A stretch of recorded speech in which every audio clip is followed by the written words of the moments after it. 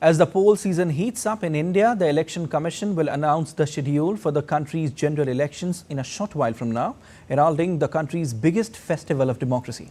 We get you this report. In the world's largest democracy, a nation brimming with vibrant cultures and traditions, anticipation surges as India readies itself for the forthcoming general elections. Every 5 years, millions of Indians exercise their fundamental right to vote. This time to elect members to the 18th Lok Sabha, the lower house of the Indian Parliament. Saturday will witness the Election Commission of India unveiling the schedule for the Lok Sabha polls, representing a pivotal moment in the democratic process. First, let's take a closer look at India's 543 parliamentary constituencies are elected directly by eligible voters. A majority of at least 272 seats in the Lok Sabha is required to form a government. India's northern Indian state of Uttar Pradesh has the maximum number of Lok Sabha constituencies, 80. Ladakh is India's largest Lok Sabha constituency by area, while Delhi's Chandni Chowk is the smallest. Now let's take an overview of the voting and counting process. India's democratic system is founded on universal adult suffrage. India allows citizens over 18 to vote regardless of caste, creed, religion or gender. India boasts the world's largest electorate with 960 million registered for the upcoming general elections. Electoral rolls are prepared by official enumerators appointed by the Election Commission. 5 million plus polling personnel and civil police forces form the task force for conducting countrywide general elections. Polling occurs on varying days across constituencies to uphold law and order and ensure voting fairness. EVM voting at polling stations open for a minimum of 8 hours on election day. Voters, including members of the armed forces, are permitted to vote by post.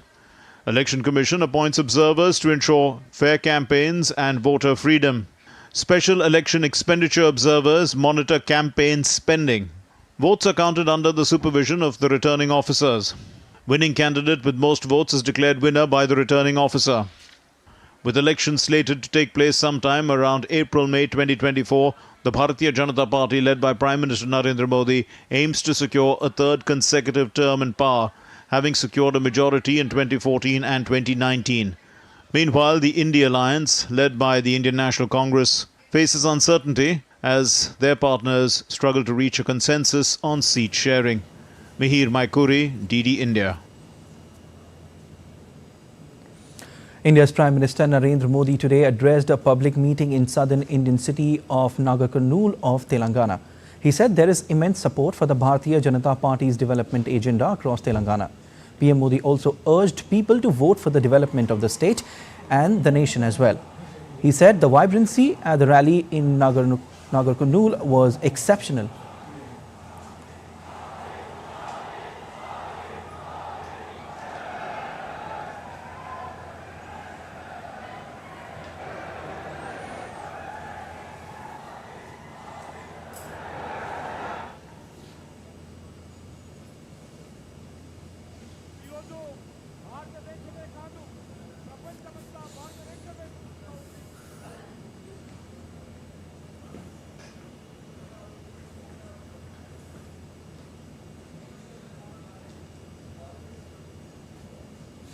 An election fervor grips India, and for more details on this, we've been joined by DD India correspondent Anil Thomas on the phone line. Anil, when it comes to general elections in India, it's not just about the electoral process, it's a festival. What are the key expectations, Anil, surrounding the Election Commission's announcement of the schedule for India's general elections? Well, good afternoon, Siddharth. Well, that's what we all are waiting for. In less than an hour, we'll come to know exactly when you and I would cast our ballots, especially in this dance for democracy that India has when it comes to the general election that's going to be held. If you could purely look at it from the last two elections that we have seen in 2014 and 19, on an election perspective, we had seen the election dates being announced much earlier on the 5th and the 10th of April in the last two elections. So this time around, we are almost reaching 15th, and the election phase generally starts from between 7th and 11th of April and ends between 11th and 19th of May. So on a very similar pattern is what we could see this time also elections being played out. The only difference that people would be looking out for, how many phases is this particular election going to be? The 2019 election had 7 phases and 3 states voting across those 7 phases. That was UP, West Bengal, and Bihar. And this time around, too, very much you would see a similar pattern that you see in these 3 states, where there is a very likelihood that almost all the phases, these elections will be held in the 3 states. Along with that, there are 3 states from the east of India, that's Arunachal Pradesh, Sikkim, and Odisha, and Andhra Pradesh, that state assembly elections that are going to take place. So we are very likely to see the announcement of both these dates come together, and that's going to be a wait and watch for everybody, because this is where the election dates are announced. This is where the biggest elections of the world take place, and it's a mammoth task to put this together, especially for the Election Commission.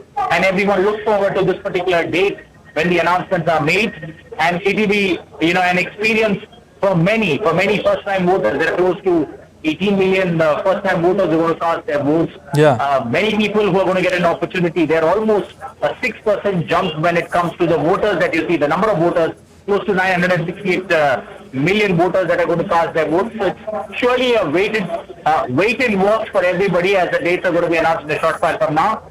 But one that will be keenly watched not only in India but also across the world. Remember, 2024 is the year of elections across the globe. A mammoth task, like you've said, for Election Commission of India. Anil, now, could you provide insights into the significance of the general elections in India as the country's biggest festival of democracy? I mean, the world is taking cue from India.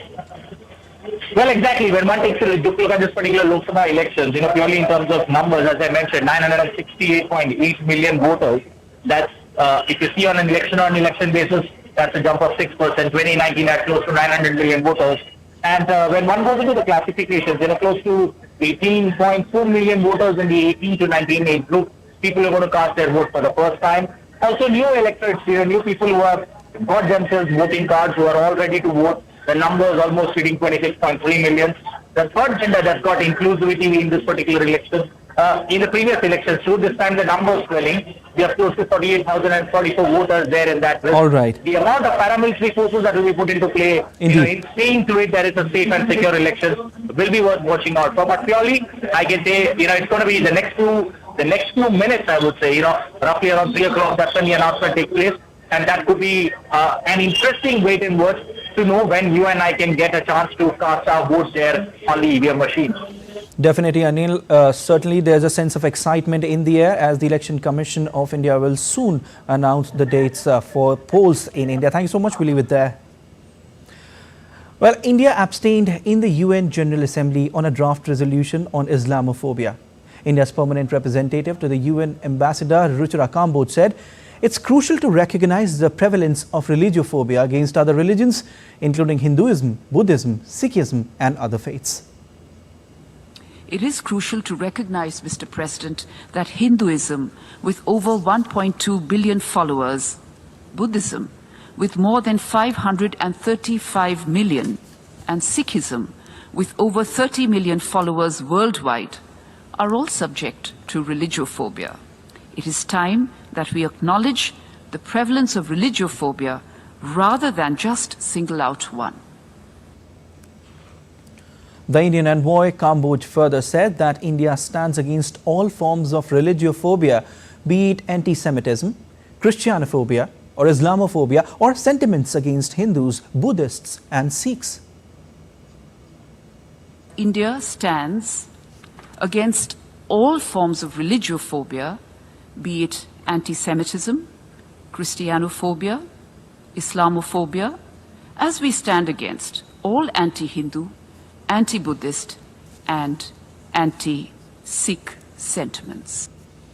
India also opposed the creation of the post of a special envoy on the basis of a single religion, calling for more inclusive approach that addresses religious discrimination in its entirety. We are in principle opposed to the creation of the post of a special envoy on the basis of a special religion. We trust that the resolution adopted today does not establish a precedent that could result in numerous resolutions centered on phobias tied to specific religions, potentially dividing the United Nations into religious camps. It is crucial for the United Nations to maintain its stance above such religious concerns which have the potential to fragment us rather than unite us under the banner of peace and harmony, embracing the world as one global family. Well, to get more on this, we have been joined by DD India correspondent Akshay Dongre. Akshay, India abstained in the UN General Assembly on a draft resolution on Islamophobia. Tell us about it. What's the entire matter? Well, to mark the International Day to Combat Islamophobia, Pakistan introduced a draft resolution to combat Islamophobia, and in fact requested the United Nations General Assembly to establish the post of a special envoy against Islamophobia. This draft resolution was in fact co-sponsored by China and by OIC as well. So the position that India has taken as far as the United Nations General Assembly is not in support of this draft resolution. And it's not against it either. So it abstained along with 43 other countries. There were 115 votes in favor of the draft resolution, 44 votes against, 44 votes as absentees, and there were no votes against the draft resolution. So as far as the resolution is concerned, it was passed in the 193-member General Assembly.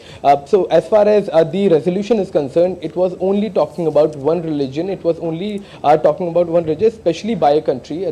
The problem with the resolution also was the fact that Pakistan was the country that introduced this resolution as far as talking about persecution against minorities are concerned, but when its own track record as far as the minorities, the Hindu minorities, the Sikh minorities, the Buddhist minorities are concerned, it has been tainted by several such incidents. In fact, the co-sponsor China itself has huge history of discrimination against Uyghur population of Xinjiang province, where there have been reports against China. Then China has been systematically discriminating against the Muslims of the region on basis of their religion. So that was the draft resolution, and India abstained from this particular voting that took place. Definitely. Now, Akshay, could you tell us the main reason why India abstained?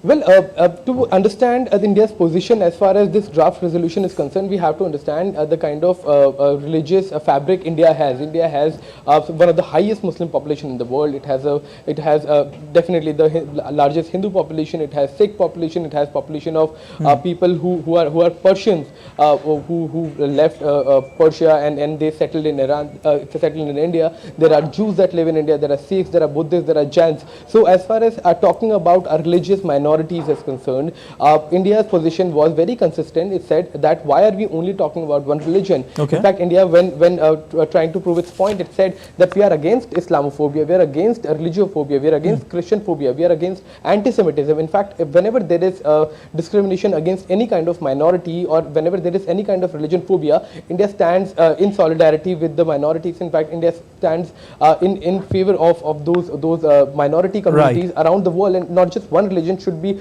talked about. In fact, the United Nations General Assembly should have been about all the minorities around the world should be protected as far as this kind of religiophobia is concerned, Siddharth. Well, thanks for that analysis, Akshay, and thanks for joining in. All right, let's take a look at other stories making news today. The Embassy of India in Kathmandu celebrated the 22nd Golden Jubilee Scholarship Day on Friday. Till now, more than 3,300 Nepalese students from all 77 districts of Nepal have benefited from the scholarship scheme. The prestigious Golden Jubilee Scholarship was established in the year 2002 to mark 50 years of India-Nepal economic cooperation. The Rouse Avenue Court on Saturday granted bail to Delhi's Chief Minister Arvind Kejriwal on a bail bond of Rs 15,000 and a surety of 100,000 rupees. The CM was granted bail against arrest for skipping summons issued to him by the Enforcement Directorate in the Delhi liquor policy money laundering case. India's first underwater metro train commenced its commercial services in the eastern city of Kolkata on Friday. The train passes under the Hooghly River. The under-river section of the tunnel is 520 meters long and a train takes around 45 seconds to cross it. Indian Union Minister Nitin Gadkari distributed solar-powered motor electric tricycle to physically challenged people in the Indian city of Nagpur in Maharashtra on Saturday.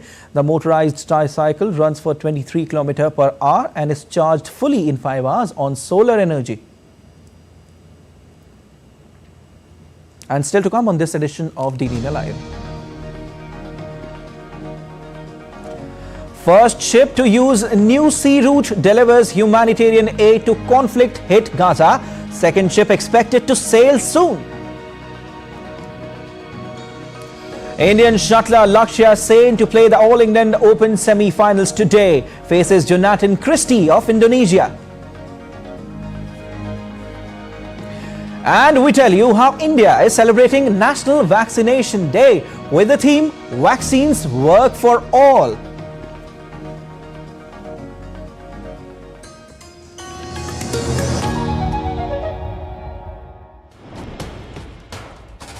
Wherever news breaks, whatever it takes. Connecting corners, cutting across continents. Stories that matter from across the globe. Accurate, authentic journalism that serves you right. From politics to glamour, from sports to world affairs, with a fusion of aesthetics and substance. Introducing news in a new avatar. Experience the world through a new lens. Stay tuned to DD India for an exciting journey beyond borders.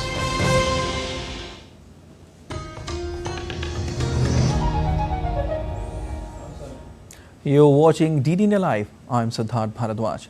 The Indian Navy remains committed to maritime security and safety of seafarers in the region. It successfully thwarted designs of Somali pirates to hijack ships plying through the region by intercepting ex-MV Ruin on Friday. The vessel that was hijacked by Somali pirates on Thursday was intercepted by the Navy warship the next day. During the interception, the Ruin reportedly opened fire on the Indian Navy warship, prompting a response from naval officials as per the international law in self-defense and to counter piracy. The pirates on board the vessel were then called upon to surrender and release the vessel and any civilians they may be holding against their will. Earlier, the Indian Navy also responded to another hijacking bid off Somali coast. Navy's deployed warship responding to a piracy attack on MV Abdullah, a Bangladeshi flagged vessel en route from Mozambique to the United Arab Emirates. As soon as the Indian Navy was informed about the piracy attempt, a long-range patrol aircraft was deployed to locate the ship. The mission-deployed warship on maritime security operations, which had also been diverted, intercepted the hijacked MV on Thursday morning.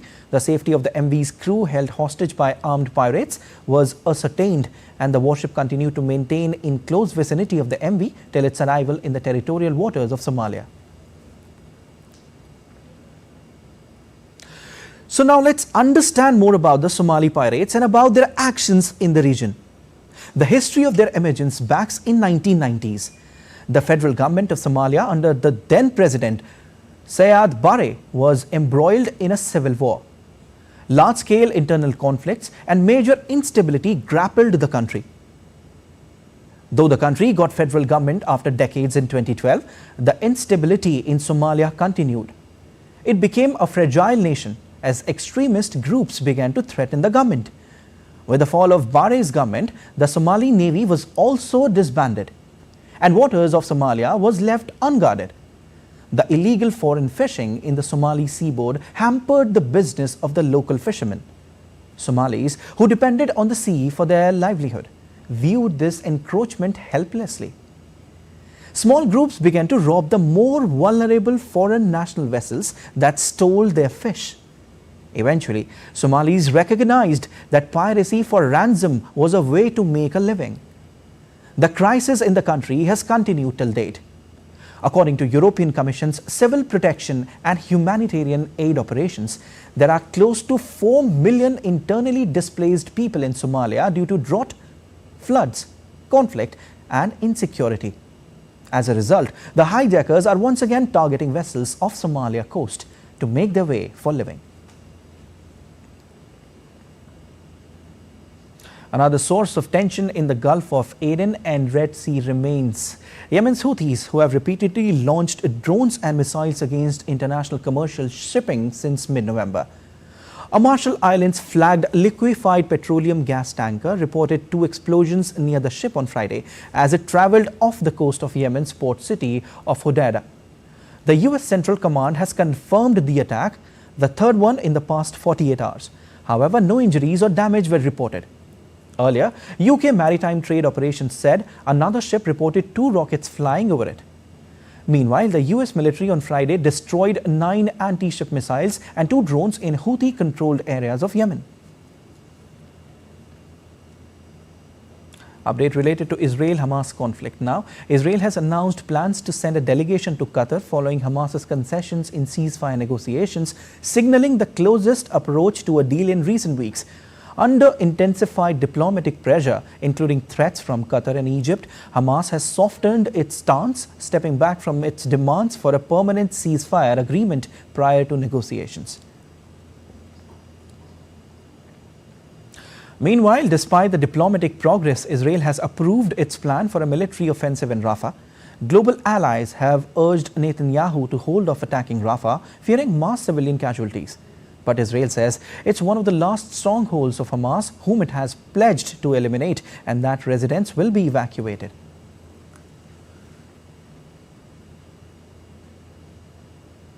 Well, the first ship towing a barge of humanitarian aid to Gaza has unloaded supplies onto its shore. The ship transporting humanitarian aid from the World Central Kitchen Organization, led by the United Arab Emirates, arrived in Gaza's maritime space on Friday. The ship contained 130 pallets of humanitarian equipment and 115 tons of food and water that were transferred to 12 WCK trucks, which will distribute them to northern Gaza.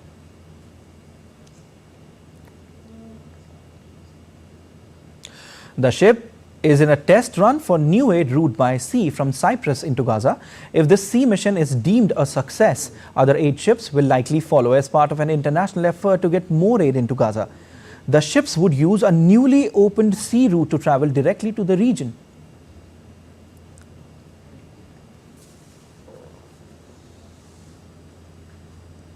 Voters across Russia's 11 time zones polling for the second day in the country's presidential election, with incumbent Vladimir Putin being all but certain to secure his 5th term. In the meantime, Moscow accused Ukraine of stepping up attacks and says they aim to derail Russian voting. Dasha Chernyshoba reports from Moscow. Some 27 million Russians cast their ballots on the first day of presidential election, with a countrywide turnout exceeding 30%, according to the Central Election Commission. Several people have been detained over acts of vandalism when paint was poured into ballot boxes and arson attacks. Criminal cases have been opened, and authorities say those attacks were instigated from abroad. They also say that the number of spoiled ballots is not significant. In the meantime, Moscow accused Ukraine of stepping up attacks against civilian targets in Russia, with voting carried out in Belgrade region as air raid sirens were going on and off throughout the day. President Putin said the purpose of those attacks was to disrupt the presidential election. However, he said Kyiv will not be able to prevent the process of expressing people's will. He said that Russian air defense systems have repelled over 95% of Kyiv's attacks. In an attempt to disrupt the voting process and intimidate people, at least in the regions bordering Ukraine, the Kyiv neo-Nazi regime has planned and is trying to carry out a series of criminal demonstrative armed actions. Moscow also accused Ukraine of attempting to cross the Russian border using more than 2,500 personnel, 35 tanks and about 40 armored vehicles over the past days. Those attempts have failed. Voting will continue throughout the weekend. Dasha Chernyshoba reported in Moscow for DD India. That's all for this edition of DD India Live, but let us know your thoughts on the news of the day. You can connect with us on Facebook, X formerly known as Twitter, and Instagram. We'll be back with more news as it breaks here on DD India. I am Siddharth Bharadwaj from all of us here in Delhi. Thanks for watching DD India Live.